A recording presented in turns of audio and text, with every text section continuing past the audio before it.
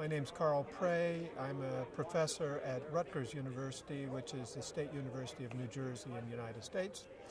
And the project that we have is assessing the barriers to the acceptance of GM food in China, India, and East Africa. And so we're trying to learn something by comparing the issues in these very different countries and trying to understand why GM food is not being produced in any of these countries. Most of these countries actually eat and have approved GM food for consumption, so that somewhere along the way the regulatory authorities and the government have decided that they're safe, but none of them have agreed to allow their farmers to grow these things. And so this is one of the kind of intriguing issues, okay, it's safe to eat, but it's not safe for our farmers to grow. So we've been trying to sort that out and I'm an economist, and so basically we've been trying to understand the economic interest groups that could benefit from the biotechnology, and then looking at whether those economic interest groups are actually lobbying for or against biotechnology and what's going on. So that's sort of the basic story, and what we found that in these things are still preliminary, but what we found that in China, the overwhelming political goal of the government is food self-sufficiency in specific crops that they consider very important political crops.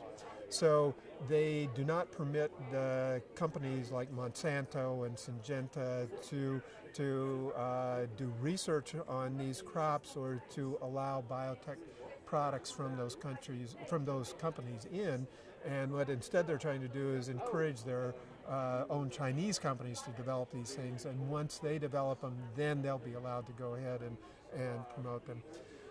In India, you have kind of a different situation where the economic interest groups do have some influence. It's a much more kind of democratic free market sort of situation, and so in that situation, the interest groups have some power and some influence, but still the politicians are worried about urban interest groups and urban concerns about the safety of biotechnology. And so even though the scientists have approved these things, the politicians have not. And so GM crops are still on hold. In Kenya and East Africa, in general, the problem is that a person that's in the cabinet read some stories that linked biotechnology to cancer, and she had just had cancer herself, and so she's particularly sensitive to this, and so she made a plea to the cabinet, and the cabinet banned the import of all GM foods. And so that's kind of stuck, and there aren't big political interest groups that are pushing to have this stuff approved, and so a change in government in Kenya now, and kind of political situation where nothing's going on has meant that this ban is stuck, and even though probably a lot of people would like to have these crops available, it's stuck. And so that's where that's at. So that's kind of where the politics are right now. And how it's going to go in the future is a good question. There are big changes that are happening in Africa in particular. There's a lot more companies that are trying to sell the seeds of hybrids and of GM crops. So they'll probably have more influence in the future. Farmers are getting more interested in these things, so there may be some changes over the next few years, but it's nothing is certain.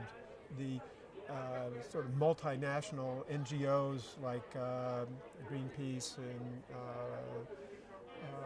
a couple of other groups are very active there and have a lot of influence with the urban population, and urban groups in Africa have a lot more influence than farmers, and so even though farmers might like to have this, urban groups can kind of veto what happens at the farm level. So that's sort of where things are at, and I don't know where things are going to go.